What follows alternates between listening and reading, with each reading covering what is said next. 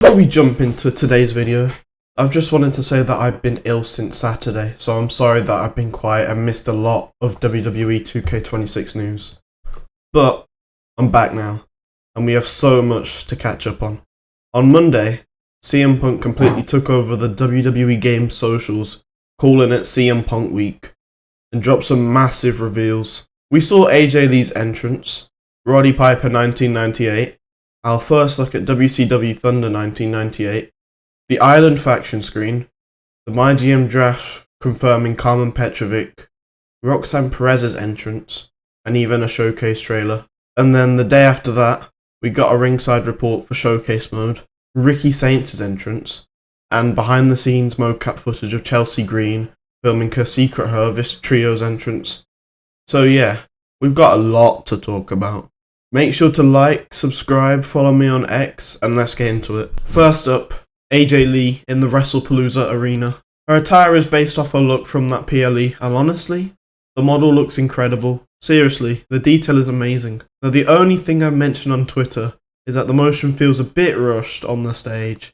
Her facial expressions also make her feel like she's lacking a bit of emotion. I would have honestly preferred if they ported her entrance over from 2K15. That one had so much more personality in my opinion. But at the same time, this could just be from an older build of the game, and I can't really complain because she's base game and not DLC. And the fact they managed to get her in is just amazing. The model is really fantastic. Next up, Rowdy Piper 1998 in the WCW 98 arena. Honestly, this is greatest model this year. The textures, the details, the outfit, it's all next level. I'm also noticing a pattern with 2K this year. They're really making the models look amazing and showing us some love as fans. And speaking of arenas, the WCW Thunder Arena is one of my personal favourites, especially this version of it. The lighting, the crowd, it's just perfect for Roddy's classic vibe. Oh, and just to remind you guys, both the arena and Roddy 98 are included in the Monday Night Wars edition pack. So if you've got that, then you're in for a real treat. Next, let's talk about the Island and the Choose Your Faction screenshot. You can pick between the Order of Anarchy, the Order of Shadows, or the Order of Tradition. The screenshot shows the Order of Anarchy, and the description says, "This group of rebels knows no master, but fierce loyalty to each other, and are determined to write down their own rules while pushing every limit and fighting back against authority." It also shows CM Punk, Bayley, and Naomi Renders for that story, which seemed to be an intergender story, and the other two factions appear to focus on a male division story and a female division story. I think that's really interesting way of structuring the stories, and I can't wait to see how it all plays out in game. Next up, the MyGM draft screen, which shows the NXT Mutiny show. For context, that arena was introduced in WWE 2K25 MyRise as an unlockable, so this year it could either be base game or another MyRise unlockable. Either way, I thought last year's story was insane. I've played it over 10 times and the arena is awesome, so it's really cool to see it remain in WWE 2K26. This screenshot shows the MyGM screen after the draft is complete at the start, and we can see Roxan Perez, Ricky Saints, Carmen Petrovic, Jey Uso, CM Punk in his MyGM street attire, Randy Orton, Shinsuke Nakamura, Rhea Ripley, and Penta.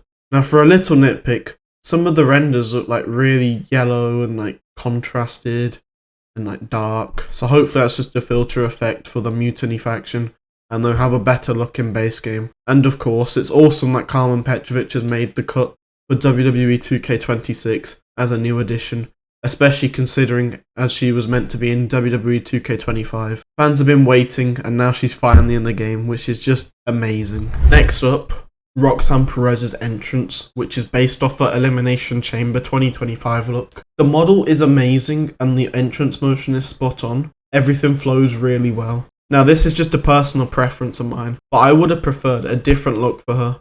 From a core creator's perspective, she still has that braid at the top of her hair, and if I was going to make updated attires for her, that braid wouldn't really match her current look. So to me, it just feels a little inaccurate. Other than that though, it's a great job from 2K, and the entrance really captures her character perfectly.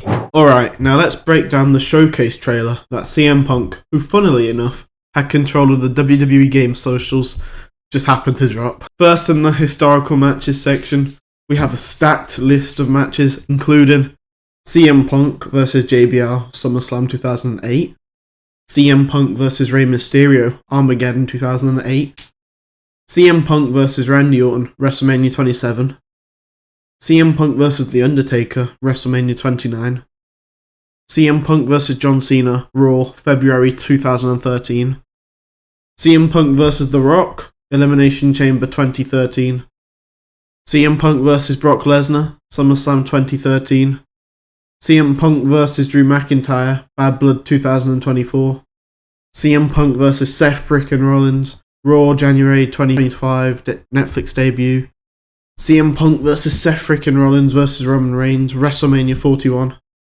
Then in the Fantasy Warfare section, we got some crazy matchups like CM Punk vs Stone Cold Steve Austin, CM Punk vs Eddie Guerrero, CM Punk and AJ Lee versus The Miz and Maurice. Seriously, this is stacked. Now keep in mind, this trailer is an older build of the game, which is noticeable in a few spots, such as the CM Punk vs Cena match uses the wrong arena, but in the Ringside report, it confirms we'll get the Raw 2013 arena. In the Armageddon 2008 arena, the banner shows the Royal Rumble 2024 banner, which has also been fixed in the Ringside report video. Honestly, this is super exciting.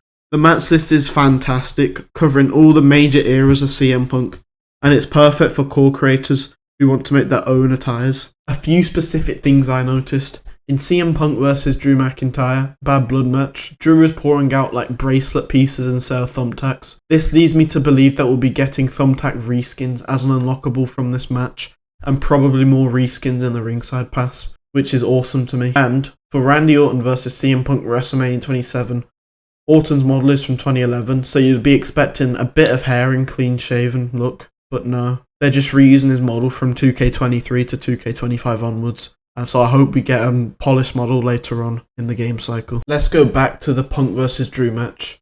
If you watch closely, Punk's hair changes mid-cutscene when he's getting up, using the steps.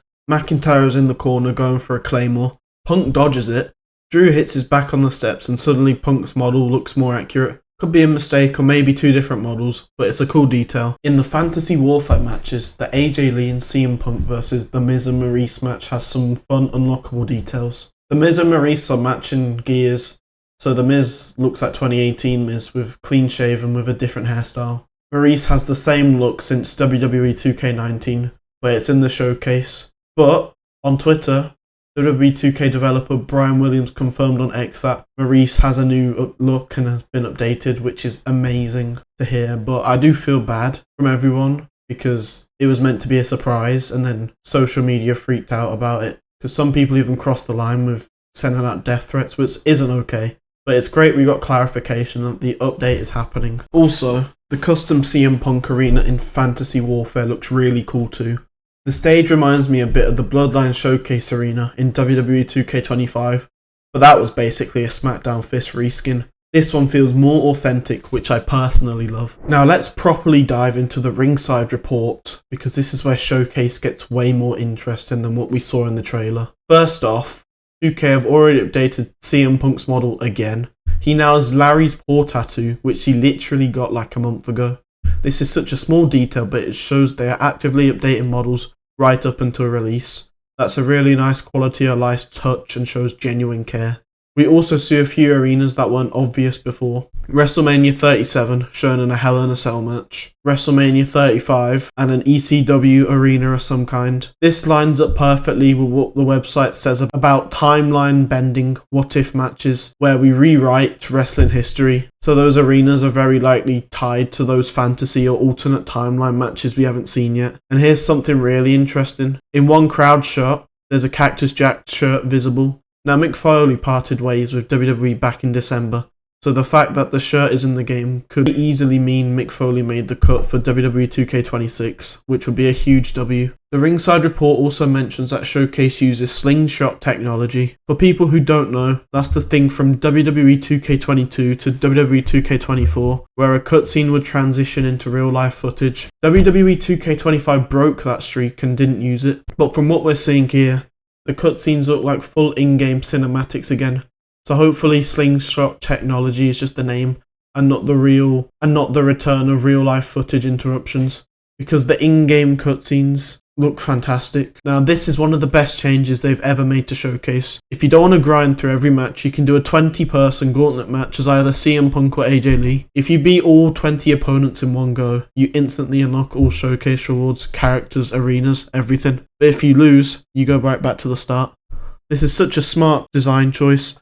It lets people speedrun Showcase through skill instead of time, and I honestly love this approach. Another thing I absolutely love is the attention to entrances. In CM Punk vs Randy Orton at WrestleMania 27, Punk has his exact Nexus entrance motion and his unique Nexus Titantron. That is incredible attention to detail, and honestly, I really hope as a hidden reward or Easter egg, we get the Nexus theme song. Same with CM Punk vs Undertaker at WrestleMania 29. Punk has his special entrance of Paul Heyman, which is one of my favourite WrestleMania entrances ever.